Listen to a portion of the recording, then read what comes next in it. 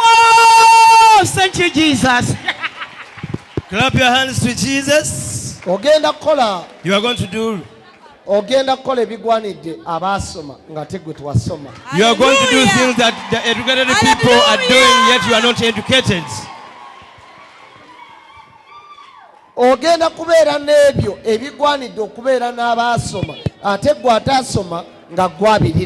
You are going to have those things that those people are educated, they're supposed to have, and yet for you, you are not educated person, you have those things. For Jesus Christ. Kubira Yesu engalo ez'amaanyi.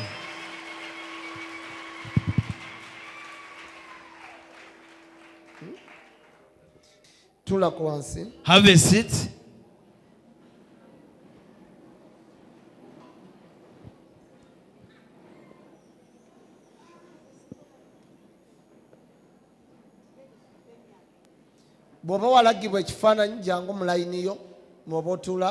If you received your photograph, come and sit in your column where you are supposed to sit. If you have not yet bought a chair, come and sit in this column where there is a blue chairs. If you have been prophesied, come and sit in this column of the prophecy. Though you want to see somewhere where you are seated, that is the order from Jesus Christ.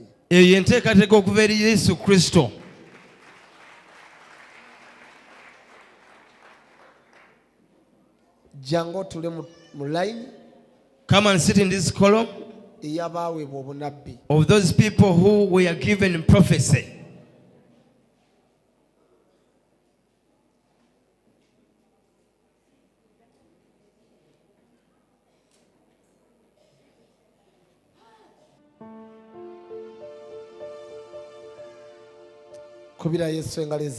Clap your hands to Jesus.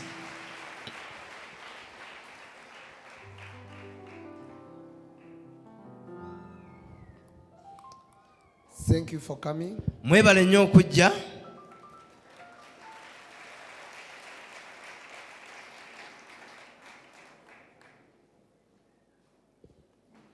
Essaawa nga zigenda mu 3. When it's about to come to 9 p.m. this night, whoever's watching on ABS TV, inform your friend to switch on ABS TV. Because you never know. Among the photograph that the pastor received, all the names which the pastor received, there could be your name or could be your photograph. Help us. If you hear the name of your neighbor, when I speak it out right now, run very fast and inform him. Time is still have time. You can use the border. Run very fast and come here on the church. And I give you your prophecy, which God showed me.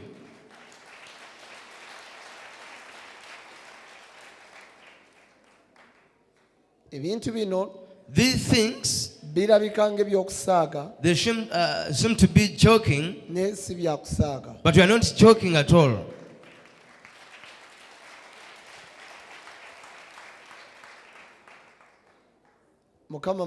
God is good. There is no joke in these things.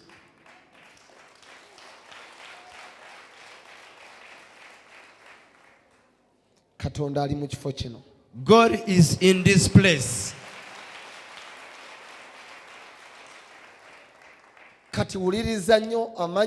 Listen carefully to the names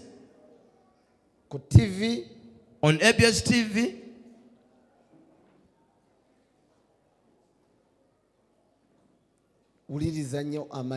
Listen carefully to these names with the pastor's country. There could be your name if you are watching ABS right now. I see those people arguing. One day I'll be reading your name one time. I see those people are arguing. But the day will come when your photo appeared to the pastor.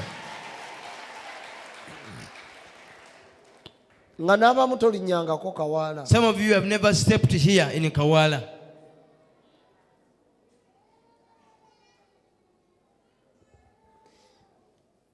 Someone sent me message. What were you sending the message? And say, Pastor, you take photo in the wrong way. Sometimes you see a person just sides. And I said that that's what you think, that maybe just take photo to people like that. When I will get your photo, that's when you'll prove that I'm a right person.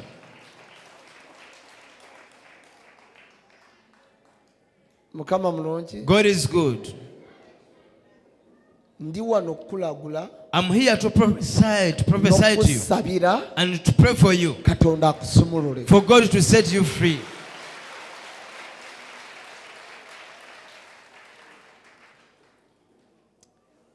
Some people, they don't know my revelation. Abantu abamu tebamanyi kubikkulirwa kwange. Yesu yajja.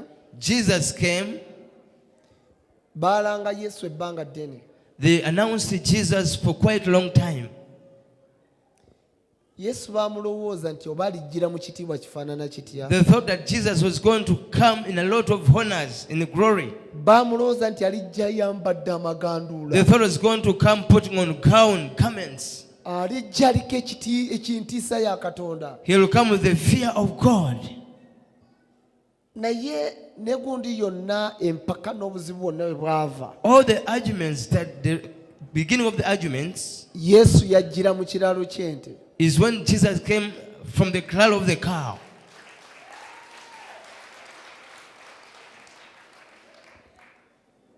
Don't you see that I'm surprising you? You may see me dressing like this. Which kind of pastor is this? To put such clothes like this. Does he have God? God uses something that you think that there is no God in that very thing. And yet there is God in that thing. Amen. Amen. I decided to come to wearing like this. To surprise you.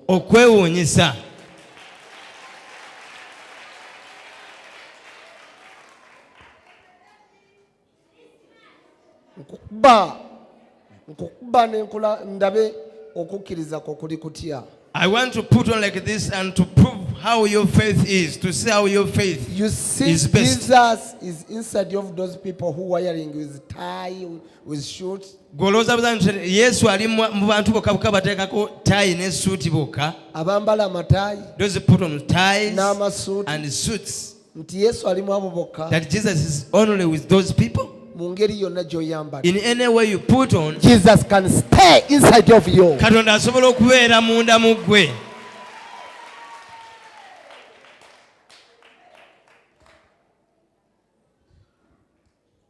Amen. Amen. God is good. In any way you wear, Jesus can sit inside you. Even if you have come to this place, you are putting a piece of clothes on your head, Jesus can sit inside your life.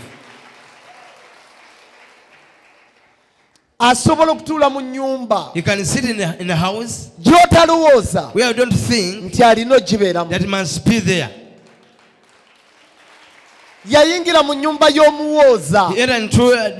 Abantu bonna ne bakwata ku mimwa. And people, ku matama. we are so shocked. Ne bagamba ba. They say, Yesu ayingidde awo. Jesus has entered there into the house of the tax collector. Kiringa bono pastor nga Yesu gakayumba mu Katanga. It's like a pastor goes into the slum in Katanga. Ngali mu Kimumbasa Yesu zakayumba. Kataka. Islam. Let me tell you. Kankubulire. Buli wantu wonna. Wherever. If you believe it. Kasokiriza. Katonda asobola okubaawo. God can be in that place as long as you believe. Even the shrine is there. A traditional doctor gives you drugs when it's he sees whatever you're doing. Although it does not support them, even the shrine is always there. That's why when bring rainfall, does not isolate the evil shrine. He gives it rainfall as well. He is everywhere.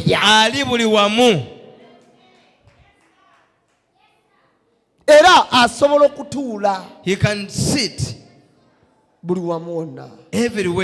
For Jesus Christ.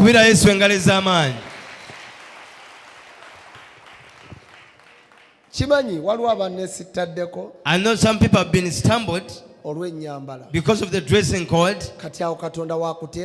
Now God is putting you on the weighing scale. That's how God is going to put you on a weighing scale. What did you believe? Let me tell you the secret. You see, the thing that happens to the pastors. Here the pastor has been put in jail. Your pastor has been blackmailed. God is putting a weighing scale before you. God is testing to see your understanding, your faith. How is it so far?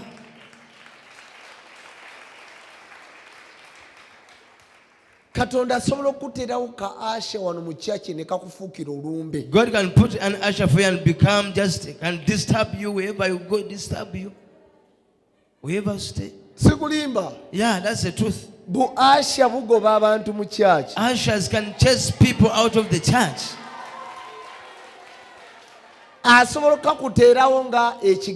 He can put an usher before you as a test.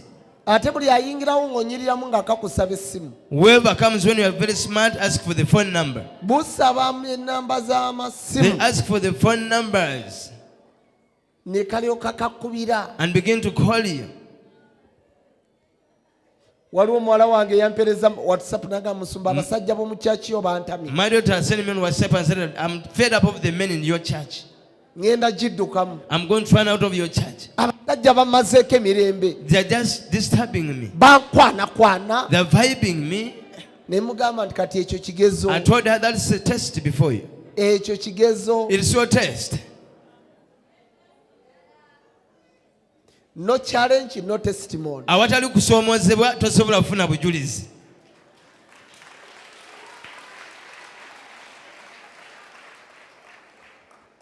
Amen. Amina. Without fire, no what? Awabula omukka. No smoke without fire. Without nekanjagala tukikyusa. Mu Luganda. No fire, no smoke. Tekiriyo. Kiri naye.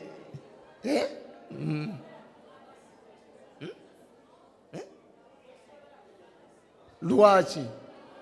I want direct translation. Without fire, no smoke. No smoke without fire kakati mu Luganda. No fire, no smoke. Nze njaga nkitandikire mu ngeri ya Ludicha. No fire, no smoke. I'm right. Ndi mutuufu. Sifunye yampagira. Kale. Komira Yesu engaleza. A mighty hand clap to Jesus. Kale no. Therefore, Katonda asobola okuteerawo ekigezo. God can put a test before you. Alabe okukkiriza ku buwajja Kawaala. To see your faith when you come into Kawaala. Wajja lwa nkofiira ya musumba Yiga? Did you come because of the cap of Pastor Yiga? Nti lwaze tajambadde togenda kudda? When does not put on his cap, you cannot come back? Wajja kusinza musumba Yiga? Did you come to worship Pastor Yiga? Oba wajja ku lwa Katonda wo? Or you came for the shake of your God? Kyenva mbagamba. That's why I tell you. I can't support ushers what they are doing. Sobola kuwagira Asha kye bakola. Okujja mu katebe mu bubi. Take out of the seat you have been sitting in. I don't support them. Ekirala. Another thing. Naawe bw'obanga wajja kunoonya Katonda wo. If you came to seek your God, wakiri otuula mu ttaka. at least you rather sit in the dust. Ne Asha. That Asha n'alema okufuukira ekikemo. should never be a test before you. Kubanga Asha asobola okufuukira ekikemo. Asha can become a test. Mumanyi lwaki abasumba tetukwata masimu? You know why pastor doesn't pick the calls? Lwaki abasumba tetugaba simu zaffe? Pastors doesn't give people the phone to people. Kubanga Because nkimanyi nsobola okufuukira ekikemo. I can become a test to you. Oyinza okunkubira nga nina ebintawaanya. You can call me when I'm so stressed, Ebijjudde ku mutwe full of my head. nyomba n'abakozi ba TV, nyomba ne baki. I'm arguing Bwe with naawe the mu kiseera presenters of the ekyo, TV. oluusi Even oli mu meeting. sometimes you're in a meeting, Laba bwe nnyinza okuddamu obubi. I can just respond in bad way. Olaba bwe kirwaza omutima gwo. You can feel broken-hearted N'ogamba ye and say, omusumba wange. hey, my dear pastor, Ate n'anziramu bw'ati. how can he reply in such a bad way? Gwe njagala ennyo n'anziramu bw'ati. Them- Kyova olaba abasumba tetugaba masimu That's why gaffe. pastor doesn't give the phones to people. Kyova olaba nkugaana okunkubira. That's why I said, don't call me. Kubanga nnyinza okuviirako okuba ekikemo I can make it to be a test. I can ekiva ku Katonda wo. that can cause you to leave your God. Be careful. Wegendereze Asha w'omu church Asha in the church oba muweereza yenna or any minister oba ekintu kyonna or anything obutakujja mu kukkiriza. never take you out of your faith. Be careful. Wegendereze Bano these people, abaweereza bano the ministers. kati baabano bavuddewo wano. See, now they have disappeared.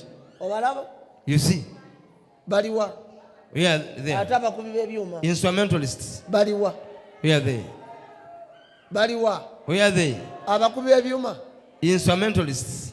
kati mwasaze mutuuleeyo kwegamba mwanziruse nisebo ate kwegamba ndi kisolo Now I'm an animal before era you. mulina kunziruka. You have to run away from me. Kyukira muno mugenzi nti wali olabye ku Nantondo. Say to your neighbor, have you ever saw that woman Nantondo? Mukomewo mangu wano abadongo. Instrumentalists, come back here on your instruments. Bavaawo nga siraba avaayo eri. They are from outside. Lengera gye bafubutuka They are manju. from outside. Mubalabye You see, kati mubadde mu nsi by'ekiwaani mbu batudde wali. you are like that they are seated with you down there. Bali bayimbi. Those are singers. Mukomewo wano abayimbi. Singers, come back here.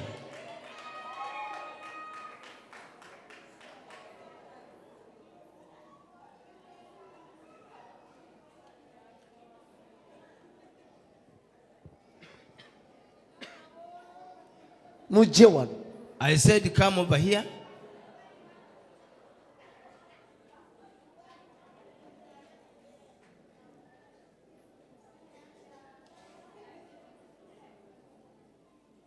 Wangi muyimirira awo. You stand there.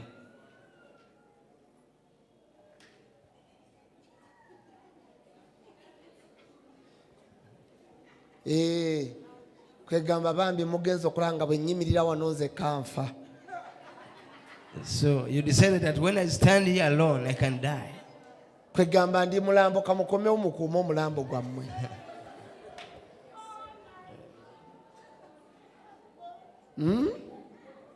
Kwegamba mulina kunnyimirirako. Are you supposed to stand? Maama kwegamba bwe muyimirira mufa. Nze ayimiridde siri muntu.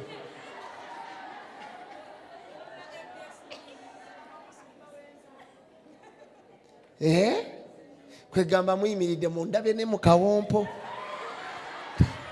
Kubira Yesu engalo z'amaanyi muddeeyo mutuule. Go back down there and sit. Kubira Yesu engalo. A mighty hand clap to Jesus. Hallelujah. Amen. So mbadde nkyakugamba nti I was telling you, be careful. Tuwegendereze. Weewale. Avoid omuweereza yenna. Any minister okufuukira ekikemo. To become a test before you. Ekikugoba mu kkanisa. That takes you out of the church. Zikubire ddala engalo ez'amaanyi. Clap your hands to Jesus. Katonda asobola okukuleetera ekigezo. God can bring a test before you. Ng'oli mu bantu basatu. You are among 30 people. Nawe ali ku TV n'ozo ndaba. You on TV, maybe you are seeing me. Katonda asobola okukuleetera ekigezo. God can bring a temptation. Ky'olifa teweerabidde. Which you'll never forget in your life. Mu nyumba. In your house. Oli mu bwogo. You are alone in the house. Gwawagira Pastor Yiga. You are supporting Pastor Yiga. Era TV togivaako. The TV are always on. Era bakulwanyisa nnyo. They are fighting you. Okuteekago ABS. For you when you put on ABS. Naye raba Katonda bw'ayinza okukola ekizibu. Behold, God can do something different. Eggulire ne lifuluma. The news comes out. Nti Musumba Yiga yakoze bw'ati. Pastor Yiga did this and that. Bonna bonna ne banneighbor bwe bagolokoka. All the neighbor can rise against you. Ne bakwata. Daba. Look, see. Daba. Look at your pastor. Olaba. You see. Bonna ne bakwetooloola. Oh, they can surround you. N'osanga ekizibu ky'otalaba. You see a big problem you've never found in your life. Naye. But. Kakibe ki. No matter what. Yimiriranga. Stand always. Ogambe please. And say. Revival Christian Church. Revival Christian Church Ministries. Is my church. Ye kanisa yange. Pastor Yiga Augustine. Pastor Yiga. He is my pastor. Ye musumba wange. Andrew Jengo. Pastor Jengo. Also is my pastor. Ye musumba wange. I don't want to know. I don't want to know. Obaba musaza akola ki? Even if you ora akola ki? or doing what? That one is my pastor. Oyo musumba wange.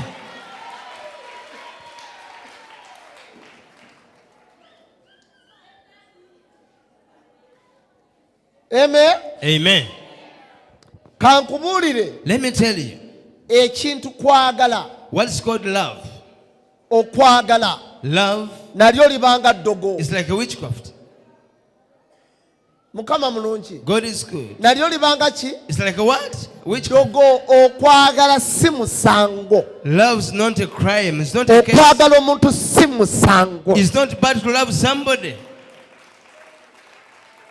Ali ku ABS TV, Facebook. If you are watching ABS TV. Naawe ali wano. You two here. Okunjagala. For you to love me. Si musango. It's not bad. It's not a crime.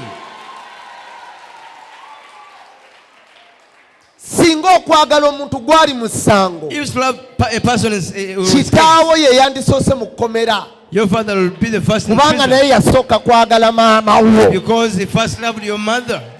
Okwagala is not a case. Okwagala si musango. Ebeere ngombo ye eri omuntu yenna akumanyiira. Let it be a motto to you, to any person that lwaki osabira waayiga. Why do you go to Pastor mugambe ekintu kimu. Tell him one thing. Okwagala si musango. Love is not a case. It's not a crime.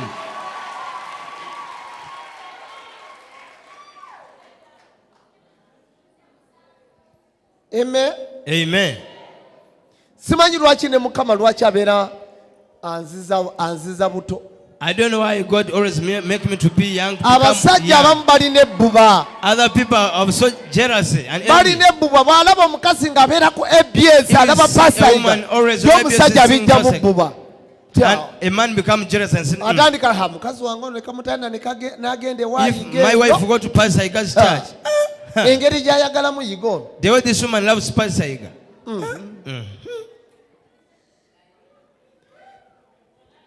But to love someone is not a case. Okwagala omuntu si musango. Ne Katonda yatwagala. Even God just loved us. Ne Yesu yatwagala. Even Jesus loved us. Ne batuuka n'omukuba. They arrested him because of love. Olw'okwagala kwe yalina.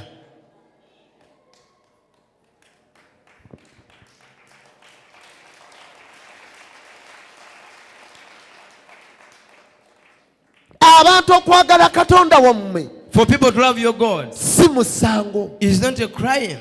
Okera kumacha n'ogamba pastor yiga mwagala. For you to say I love Pastor Ye musumba wange. is my pastor. Si musango. It's not a crime. Wamawulidde mwala wange awusidalo. My daughter. Nkimanya amaka g'olimu bakutawaanya. Because you love so much pastor yiga. But it's not case. Naye si musango. Tewali atalina kwagala. Nobody doesn't have a love. Ne Katonda alina okwagala. Even God has love. Yatuuka okuwayo omwana we. He gave his only begotten Yesu son. Kristo Omunazaalesi. Jesus of Nazareth.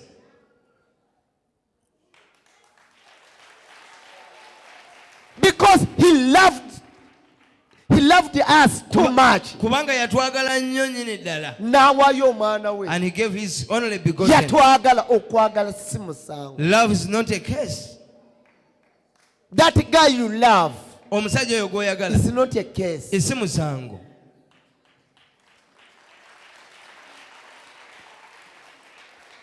Don't think that I'm going to blame you. Tolooza nti ngenda kunenya. Why are you loving that man who have another woman? Lwaki oyagala nnyo omusajja oyo? Ng'atalina omukazi Yet omulala. has got another woman. That is the love. Okukwagala. You love him. Omwagala.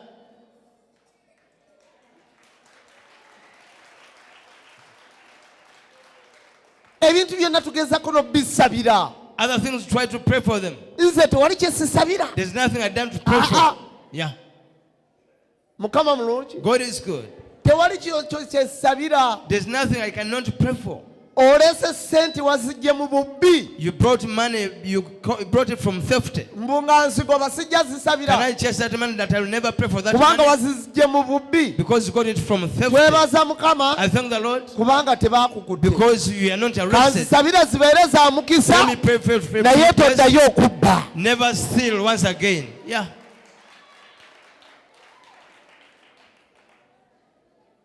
Okwagala si musango. Love is not a case. Ky'oyagala kyonna. Whatever you love, gwe jangu okiŋŋambe. come and tell me.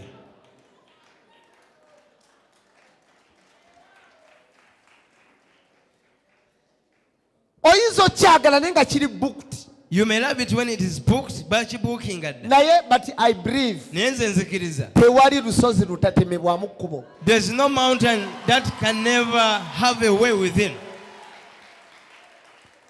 I saw big mountain in South Africa. South Africa. N'alaba ensozi ennene South Africa. I saw big mountains in South Africa. Naye nga waakiri baazingira wansi. At least they put bazisima wansi. Inside the ne bakubayo ekkubo. They made a way inside the mountain. Emmotoka ne ziyita wansi. And cars began to move down the mountain. Ekigulumidde waakiri onookiyita wansi. Once on the top, at least you just pass down and penetrate. Ng'okiggyemu ekkubo. And when you get away, erikutuusa gy'olaga. that make you to reach to your goal or target. Osanga olusozi nga lwali lusozi. You find what was a mountain. Naye nga balina okusala amagezi. They have got to 20 minutes okutuuka emitala waalwo. of reaching the other side of it. Baalusensera. They penetrated inside it. Mwana wa Yiga ogenda kusensera. Child of Pastor, you are going to penetrate. You are going to break through.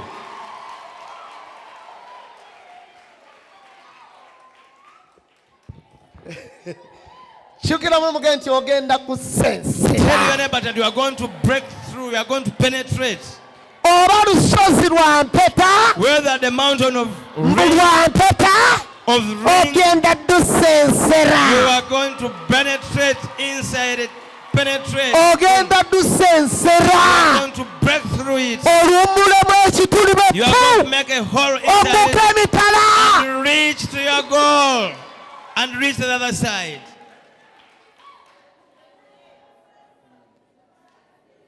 Shikiramu muge nti Friday night etandise. Say to whenever Friday night has just begun. Etandise. It has begun right now.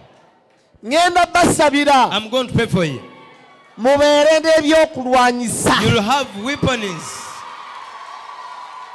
Mubeere n'enkumbi. You'll have a hoy. Mubeere n'ensululu. You'll have a panga. Mubeere n'ebitiyo. A spade, a fork. Mubeere n'ebimashini. You have machines ebitema. that cuts. Ebiwummula. that make holes, that make holes, that make way, where you pass, reach the other side.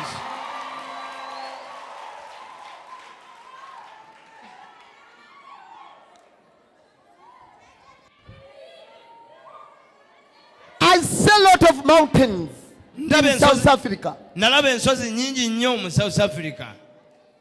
Even Dubai. Dubai. You find a tall and big mountain. Very big and tall. And inside that mountain they penetrated inside it. I want to inform you how the mountain. It has got hips. It's a figure. Yeah. Though you are small, you are tiny. Though you are just tiny, you are going to penetrate.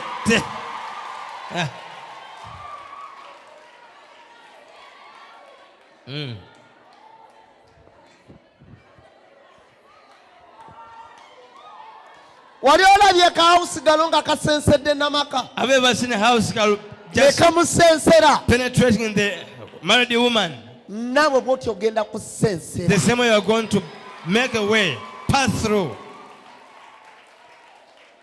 What is above you, you are going to pass down it. It will find it when you have made a way within it.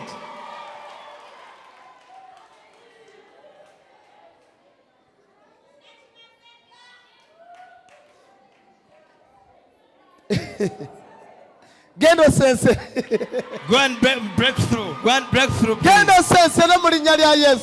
break through in the name of Jesus. How many of you say that Jesus penetrated into my life?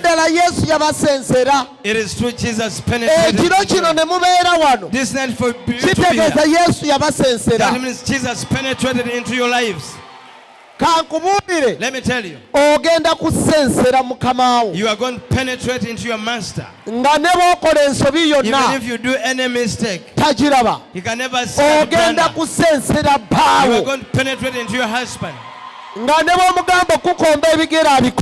if to kiss your feet is going to kiss your feet. You are going to penetrate. You are going to penetrate. Penetrate. Penetrate. Wherever you go, you penetrate. Whenever you go, you penetrate.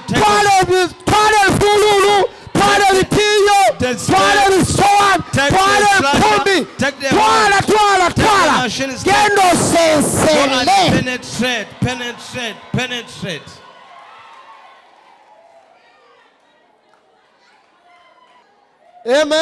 Amen.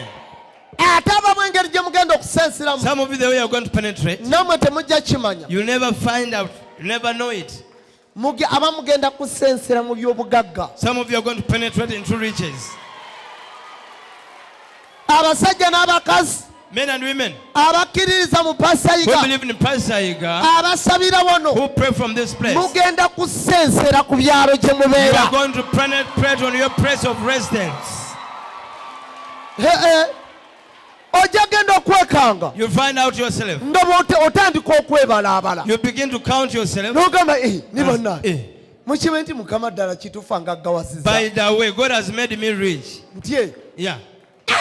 By the way, let me see. In Namasuba,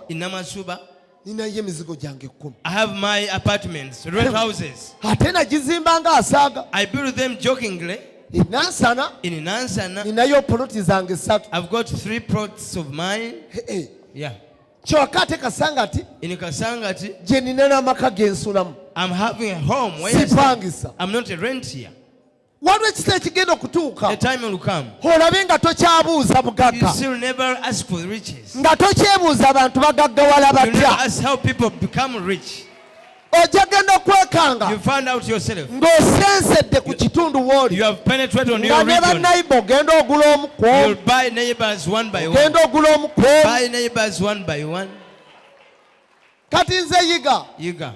Bombuuza nasensera ntya e Kawaala If you ask me the way I penetrated in this place, olowooza nyiza n'okunyumiza. can I explain? Twatandika mpola. We began slowly by Ne slowly. tugula wali ka poloti We bought a akasooka small amaaso plot awo. there, just near there. Ngenda okulaba nga tukamazeeyo. Later we finished that Ne plot. twongerako wano awala. We expanded Nga another. bw'okalaba nga kajja bwe kati. Just as you see, Ne twongerako. we added, Ne tumalayo eno. expanded the other side. Like that. Kakati awo. Now, Ekkoona ly'olaba awo. the corner you see down there, Waliwo obuyumba obw'emizigo they were omukazi. just rent Nannyiniwo bambi houses. yafa. Awo. The owner of those houses passed away. Naye ne tudda mu kuteeseganya. We made just planned with him. Bayansaba miliyoni zaali mmeka? Ne zinoonya mpola mpola. I looked for that money. Nagenda okulaba nga muguze. I bought those Olwo clothes. tusensera. We penetrated slowly by slowly.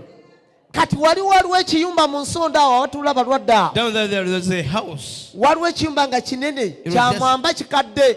old house. Yali famire nnene. It was a big family. Nabo ne mbakwasaganya. We just planned it together. Ne bankabuza We miliyoni reasoned it 5 together. miliyoni 50 5. million is like Ne that. nzinoonya I mpola. bargained with them. Nagenda okulaba nga Later nzimaze. I bought that place. Najja bwe nti I came like this. ne mpeta n'ekkoona. This corner.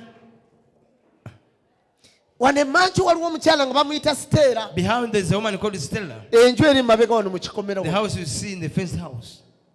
Oyo naye ne tugenda ne tuteesaganya. We bargained. Olwo nno Now, nga sinnasenguka kujja wano. before I shifted to this place, Naye abatuuze ba wano bonna all the residents of this ne place, batandika okutya ebidongo. they began to fear the machines. Wali babiraba. That Wali we was twasookera. the first place where we are. Babiwulira. They hear the machines. Ne baba eno babiwulira. When they are here, Ne they used to bagamba hear. nti obanga bibadde bituleekanya nga If at all we biri had the sound from the other kati side, ate ebinaasembera what wano about when they will come here? tetufudde. We are going to. Omusajja tumuguze. They said, let us sell to him. Ne batandika okuyiika. They began to come to me. Pasa nange ntunda. Pastor, I'm selling. Konze meka. How much? Konze mpaayo omwezi gumu kanzinoonye. Let me look for that money Ne and ngenda pay. nga nsensera. I went on Awo wonna wonna penetrating obuyumba obuli wansi ne tugula. those houses down there. We bought Kati to them. twagguse wansi ku Now we koolansi. are now on Tarmac Road. Eno ekkanisa erina ettaka. This house, Erigguka ku koolansi. this has got a land that ends Sayidi the wali Tarmac waliwo Road. omukadde. The other side of the old woman there. Ekiyumba nga waliwo n'amalaalo wali There was a mu grave down there also. nga wantu awo njagalawo nnyo. I wanted to buy that place. Naye nga waliwo omukadde There was an old woman. nga tewagulika. It could not be able to be purchased. Ne ŋŋamba yiga kangumiikirize I say, let me be patient okutuusa omukadde lwalifa. until when that old woman will die, Famire eringuza. the family will sell to me. Naye saamusabira kufa. I did not pray that he should die. Twali tuli awo Let alone nga bambi mukazi wattu afudde. that old woman passed Yali wa away. myaka oba 90 eyo. She was Kyanuma nnyo okuba 90 bambi years. yali anjagala.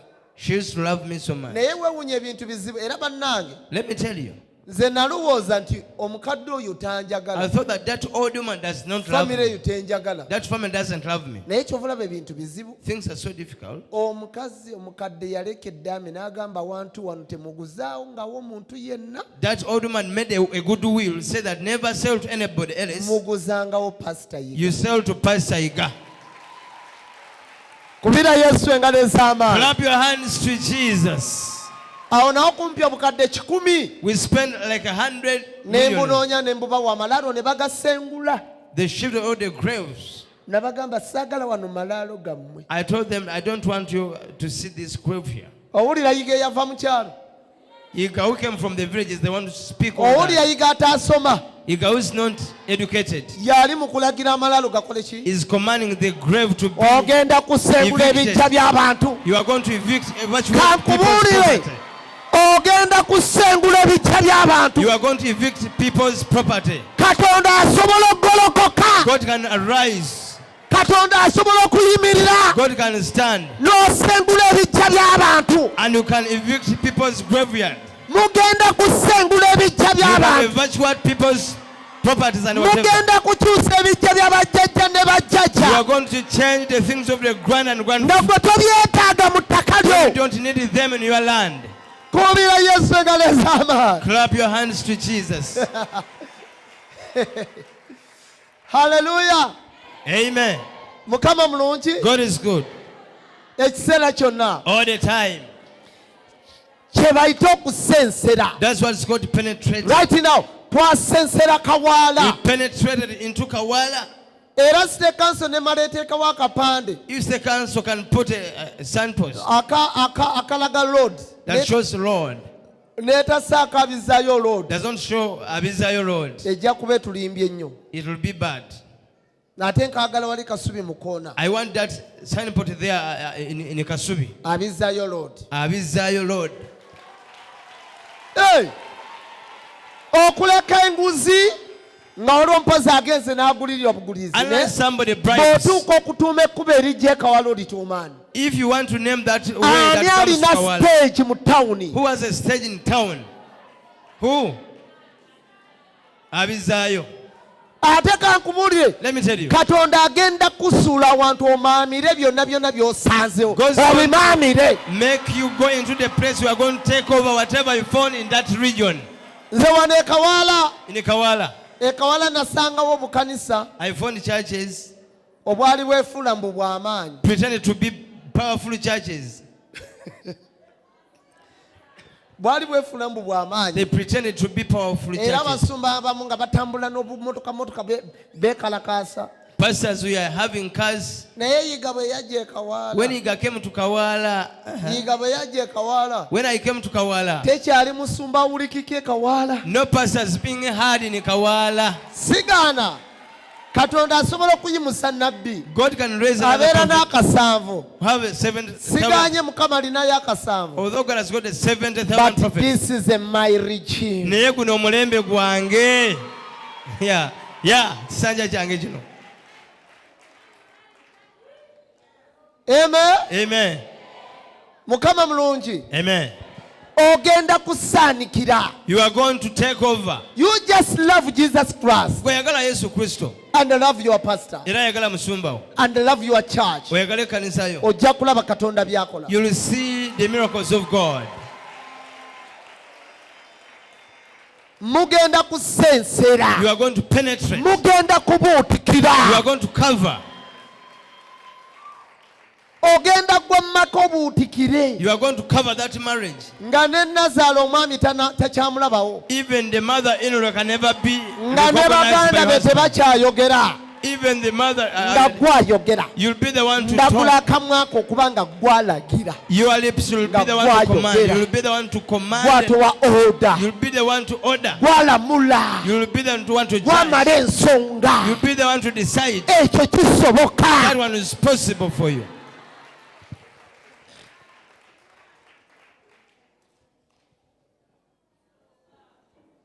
Amen. Amen. Nga mumpadde sente. God bless you. Mukama abonye omukisa. Sikulimba mwe abatatambulangako b'oluusi. Even never travel. Naye osanga ensozi. You find mountains mu nsi z'ebweru. in overseas. Nga lusozi lunene. Big mountain. Naye nga baalutema wansi. Yet they made a way down there inside. They made a way down there inside. Lwagenda okwekanga nga baluyiseemu. It found itself when somebody made a way. Made a way. I made it sit inside. Ogenda kusensera mulabe wajja agenda okwekanga ng'oli mu America. You are going to penetrate. Your enemy will find out when you are in America. You will come to know when you are in America. Ndagira olusozi lw'obwavu. I command the mountain of poverty okutemebwamu ekitole to be broken. Oluyitemu. You are going to pass through it. Mugenda kuyitamu ezo ensozi z'obwavu. You are going to pass through the mountain of poverty ezaaba ekika mu maaso gammwe. that are blocking your way. Mugenda ziwumulamu ebituli You are b'eppu. going to make holes and medicines inside them. Abantu bakwekangira eri. People will find you when you have crossed over. Kubira Yesu engalo ez'amaanyi. Clap your hands to Jesus.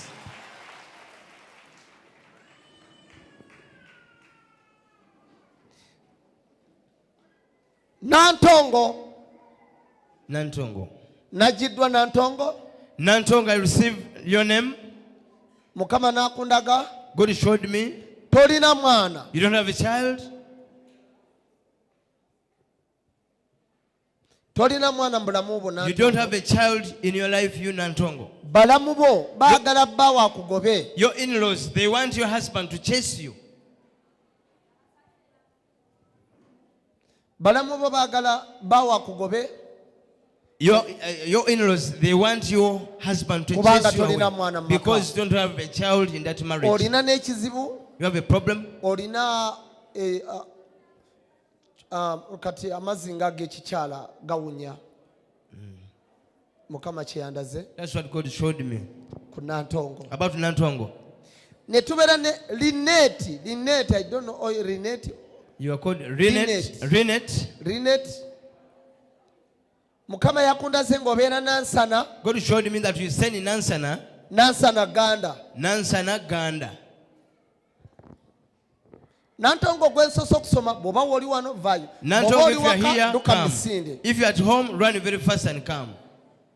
Rinette, obeera Nansana Ganda. You send Nansana Ganda. Mukama akundaga watwala mukwano gwo ewaka. You took your friend at home. Nekikuviirako okugobebwa. It caused you to be chased away. Mu nyumba yo Mukama yandaze olinamu skirt. In your house, black. You have a black skirt. Olina ne top enjeru. You have a top white in color. Ebintu bino byombi otera byambalira wamu. You always put the things together. Era mukwano gwono bamuyita. This friend of yours is called Eve. Waliwo amanyi? Do you know her? Jjengo. If you are in this place, come. Yita wali ku madaala.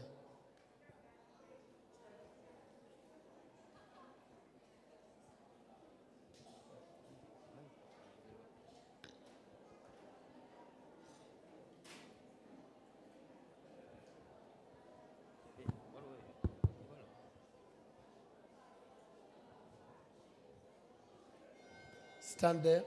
You made it out.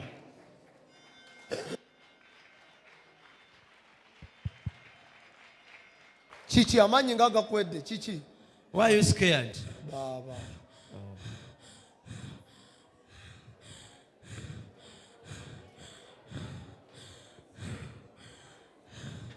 Pastor Mukama yebaso. Amina. Pastor byoyogeddeko byebyo byennyini. Chikubirenga ez'amaanyi. Clap for that. Amanya go gwani. What's your name? Abamu bamanyinga Namtebinisha. Naye ng'agaddala yenze nayiga Rinette. You are Rinette. Yeah. Rinette. Obeera Nansana Ganda. You say Nansana Ganda. Is it true? Kituufu. Yeah?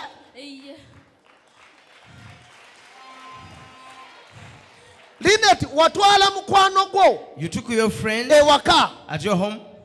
Nekikuviirako eziti ogobebwa. Pastor.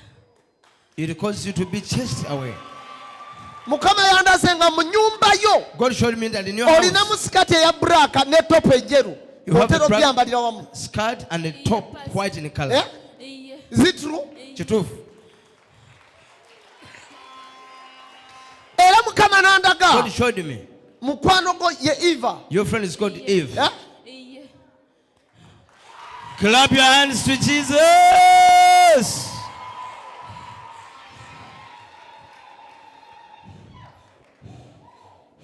Omaze banga kingo sabira wano. How long have you spent into this place? Yeah? Myezi 5 5 months. Oba bino wabingambako. Did you tell me all this? Yeah? Wabiwandisako mu kitabo kyaffe? Did you register them into our book? Wabibulyeko Sister Lucy? Did you tell them to Sister Ruth?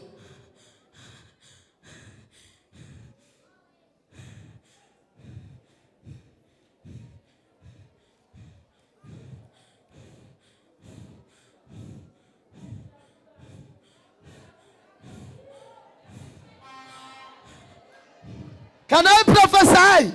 Prophesy, man of God. You know, Omanyi, this revelation okubikulirwa kuno yazze Mukama kumala mpaka z'abasiru. It came for God to remove abalowooza the argument of people that nti people say. n'ebifaananyi Even the photo. tubibakubira wano. We just take the Kati photo. wuuyo sigendanga wakaawe. I've never gone to muwulidde n'engoye wamala giri abantu obeera wa nansa gaganda direct people where you kunjuzaani stay. amamma n'ayagala okukola research ku mwana ono. If you want to make a research over this You are girl, free to go. oli wadde ogenda n'okola research. awo wenyini nyini wabeera obeera mu zone ki In which zone? do you wano stay? ndabyaganda kunjuzaani simanyi pastor. obeera nani Whom do you stay with? Mbeera ne step mamu wange naye nga mamu wange abeera nansana mu kibwa. Mamu wange owaddala. Step mamu wange abeera nansana ganda era gye mbeera. omuntu ayagala okumanya w'obeera abuuza A atya person that wants to know where you stay, how can he know? Abeera ku nnyumba za buyinza. ku nnyumba za buyinza chairman w'ekitundu yani Who's the chairman of that place? Yafa pastor naye amanya ge sigamanyi. yafa The chairman passed away.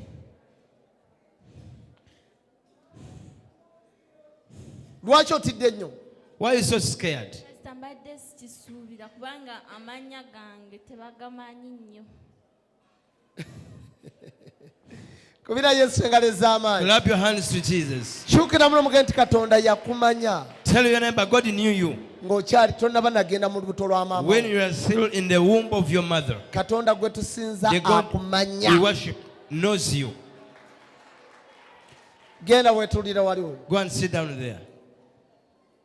wabaddewo ekizibu eky'amaanyi kibadde kigenda okutuukako A problem was going to happen to you. naye mukama agenda kiwugula God is going to divert it.